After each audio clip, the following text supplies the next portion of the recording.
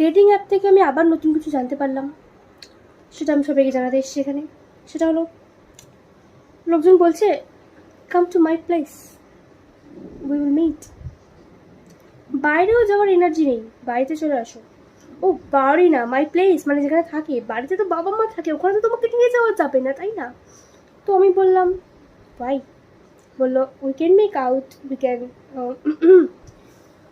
আমি বললাম তারপর?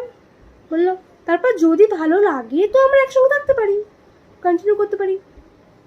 মানে আগে মেক আউট করবো, মানে গুলগুলি যা হয়, তারপর যদি ভালো লাগে তখন থাকবে। মানে যার সাথে আমি করবো তাকে আমার ভালো লাগে কিনা আমি জানি না। আগে কি হতো, মানুষজন একজনকে পছন্দ করতো, খুব পছন্দ করতো, তার চোখের দিকে তাকাতেই মানুষের ফিটে চচ্চড়ি হয়ে যেত, হাত ধরতেই মানুষের পুরো বেরিয়ে যেত।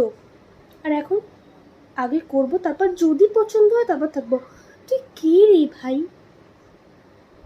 যদি পছন্দ হয়